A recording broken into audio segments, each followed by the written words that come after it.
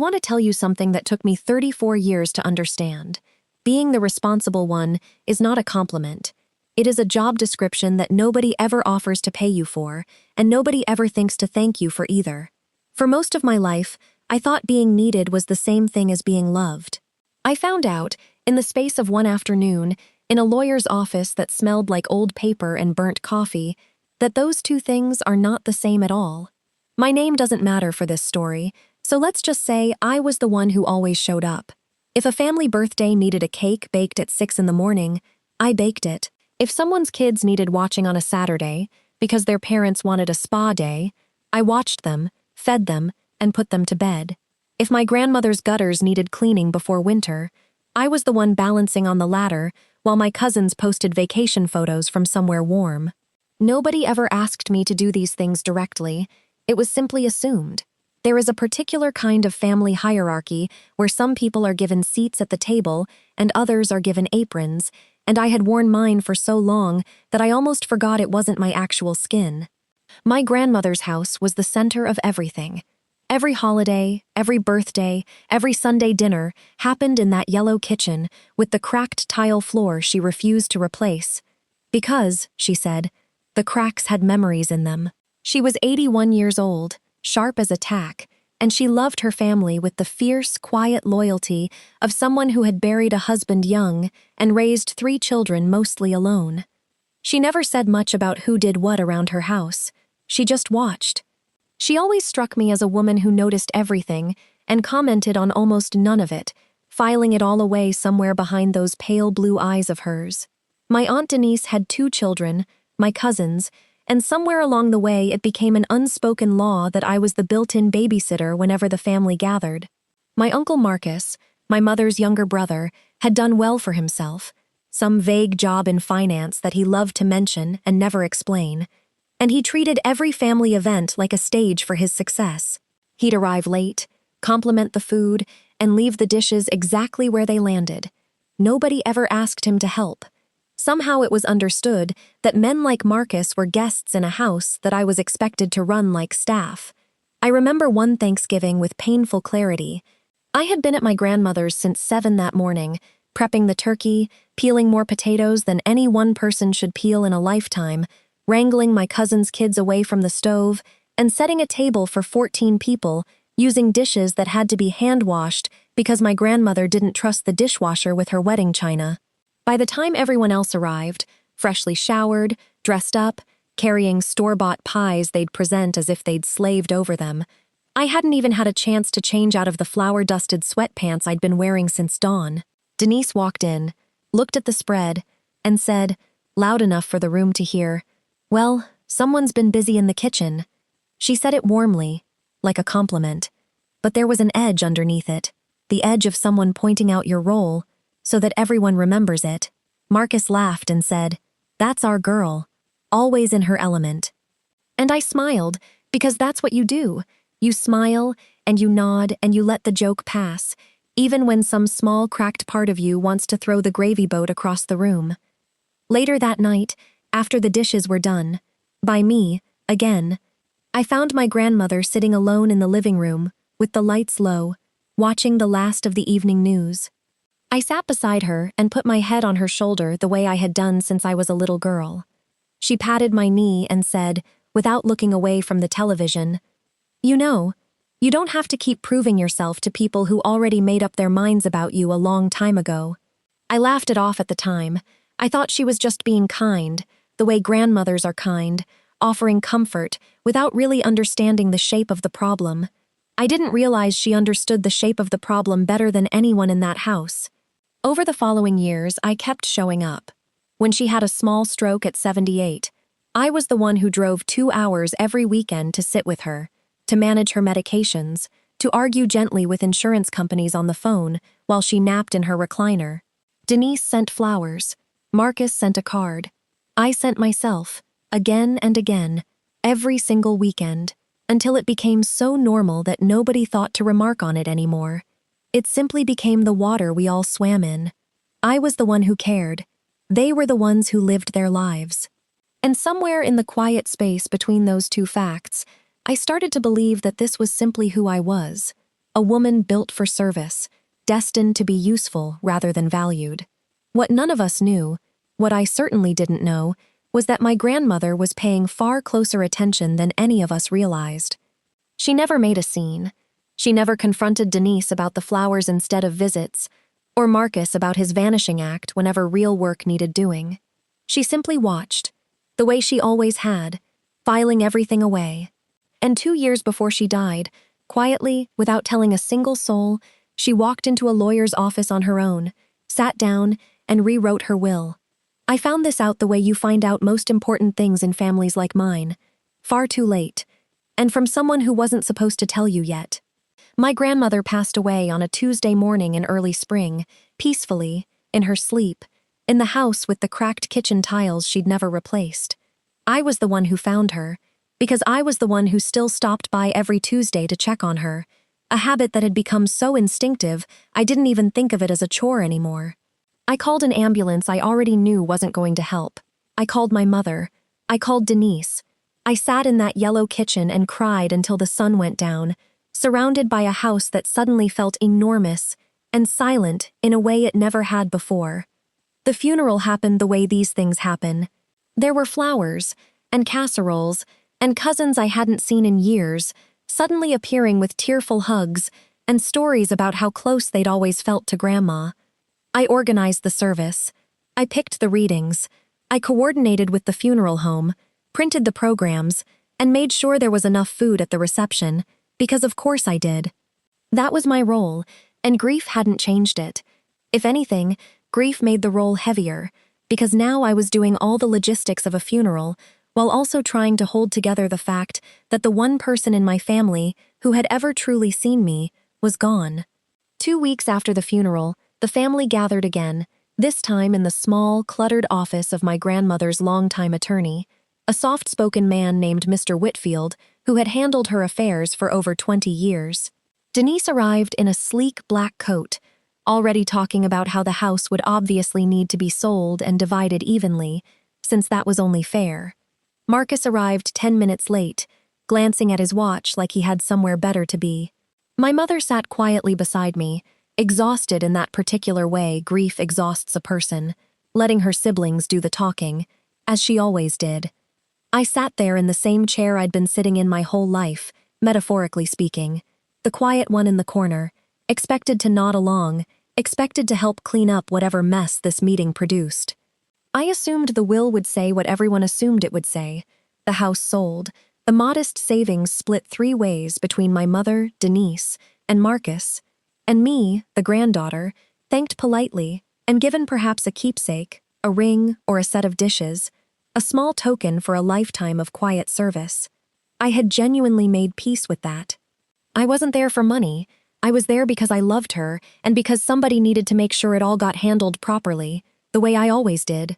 Mr. Whitfield cleared his throat, opened a folder, and began to read. The first few lines were what everyone expected, small, specific bequests. A set of pearl earrings to my mother, a collection of vinyl records to Marcus, who had once, as a teenager, shown a passing interest in them, a modest cash gift to Denise, described in the document as being for her ongoing support of her own household. Denise nodded along, satisfied, as though this confirmed everything she'd always believed about her place in the family. Then Mr. Whitfield paused, looked up briefly, and said, "The remainder of the document concerns the primary estate, including the house and its associated assets, as well as the appointment of an executor." He continued reading, and that was when the room went very, very quiet. My grandmother had named me, not my mother, not Denise, not Marcus, as the sole executor of her estate. And beneath that appointment, in language that was calm and precise and utterly unambiguous, she had left me the house. I want to be honest with you about what that moment felt like from the inside, because it wasn't triumphant, not at first. It was disorienting. I actually asked Mr. Whitfield to repeat the paragraph, certain I'd misheard something, certain there had to be some mistake, some clerical error that would sort itself out. He read it again, slower this time, and the words landed exactly the same way the second time as they had the first.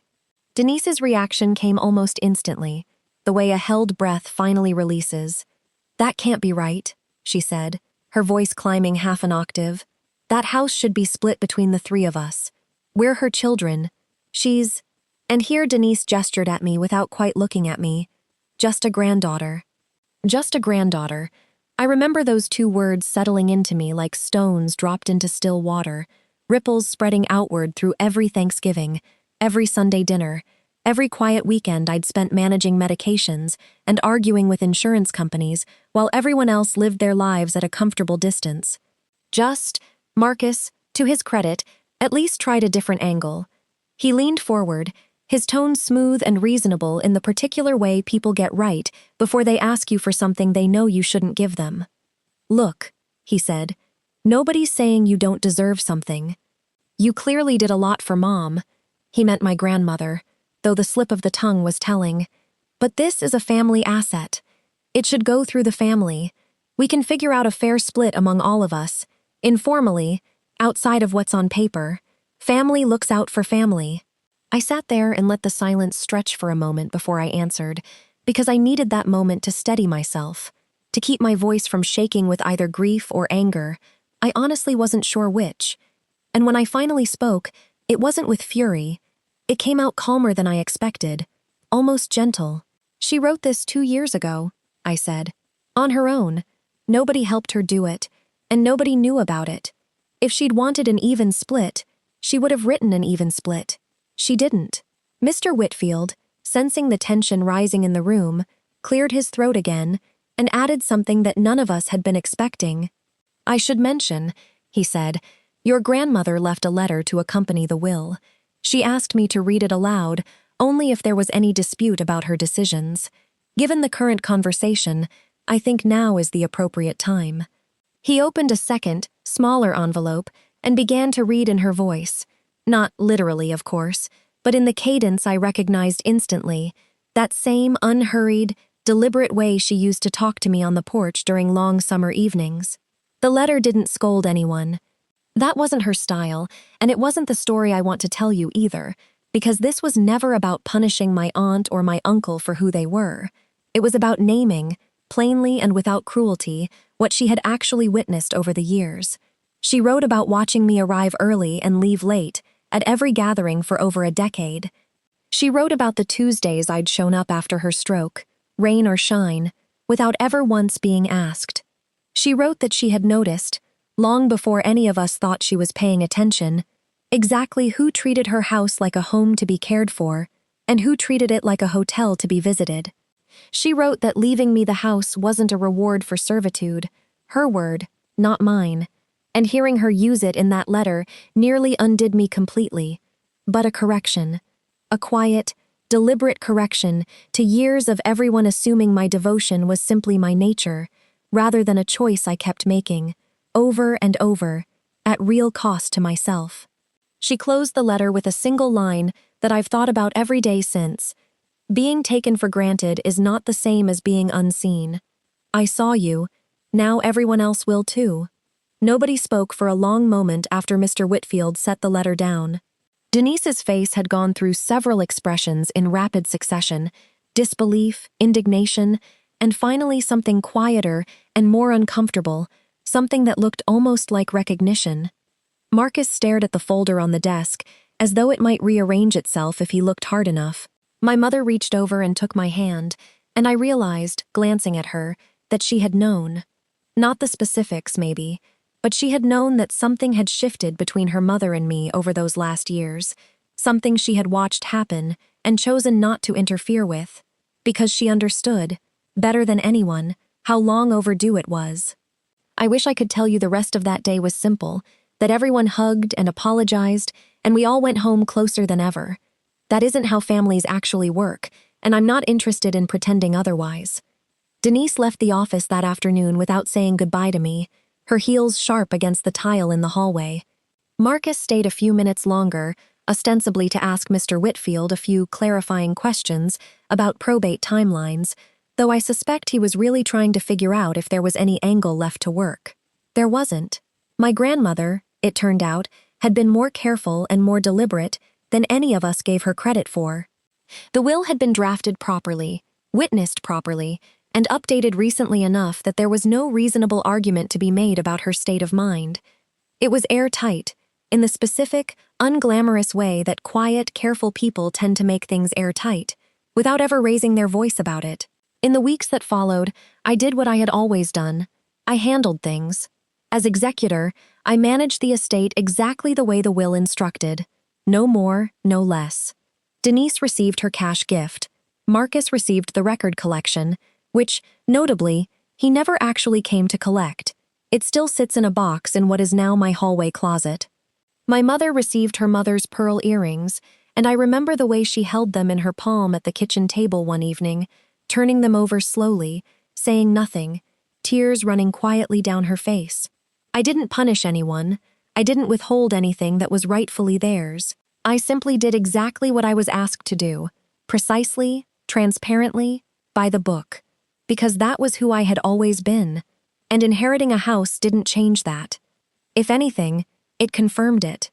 My grandmother hadn't left me the house because she wanted me to become someone new. She left it to me because she recognized, clearly and finally, exactly who I already was. There's a version of this story where I move into that house and everything is instantly resolved, where Denise shows up with an apology basket and Marcus finally learns to load a dishwasher. That's not quite what happened, and I think it's more honest to tell you the slower, quieter truth.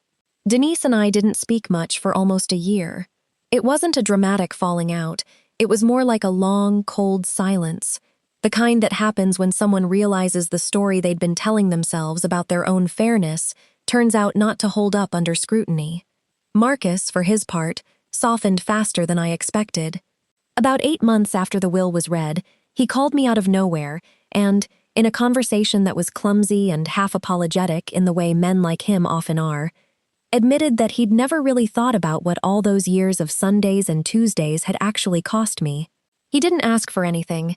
He just said it, and then he asked if he could come by sometime to finally pick up those records.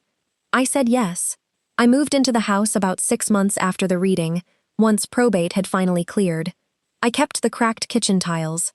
I never had the heart to replace them, not because I believe cracks hold memories the way my grandmother used to joke, but because I understood, finally, what she meant by that. Some things carry their history visibly, and there's a kind of honesty in leaving them that way, rather than smoothing them over for the sake of appearances.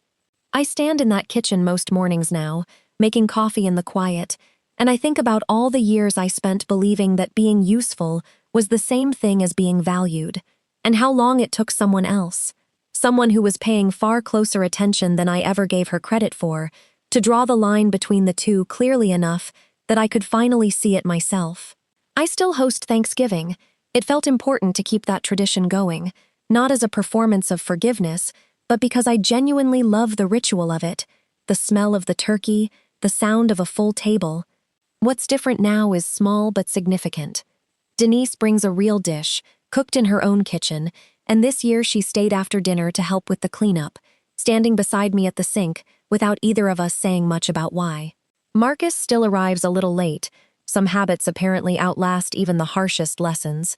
But he's started bringing his kids around more, teaching them, in his own imperfect way, that showing up matters, even when nobody's counting.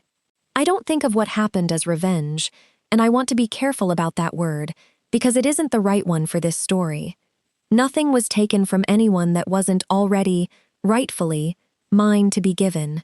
Nobody was punished beyond receiving precisely and only what they had been left. What actually happened was smaller and, I think, more powerful than revenge could ever be. An old woman who rarely said much, who watched far more than she spoke, decided one quiet afternoon that the people who show up should not spend their whole lives being treated as though showing up were nothing at all. She didn't announce it. She didn't confront anyone. She simply wrote it down, precisely, legally, undeniably, and waited for the truth to arrive exactly when it needed to. If there's a lesson in any of this, it's not really about wills or houses or inheritances. It's about the quiet ledger that gets kept, whether we realize it or not, by the people who love us most carefully. You may spend years being called the responsible one, the reliable one, the one who just handles it, And you may start to believe, the way I did, that this is simply the shape of your worth in the world, a role rather than a choice. But somewhere, someone is almost always watching more closely than you think. And sometimes, if you're patient, if you keep showing up not for reward, but because it's who you genuinely are, the truth does eventually get read out loud, in a quiet office, in a lawyer's careful voice, in words you never had to fight for yourself. I think about my grandmother every single day in that kitchen. I think about the letter, about that one line she left for a moment she somehow knew was coming. I saw you. Now everyone else will too. She was right. In the end, the way she so often quietly was. It just took a will, and a room full of people who thought they already knew exactly who I was, to finally prove it. This story is a work of fiction, inspired by the kinds of quiet family reckonings so many of us recognize in our own lives. If it felt familiar to you, tell me in the comments which part hit closest to home, and stay close for the next story in this series, because in this family, the ledger is never quite finished being read.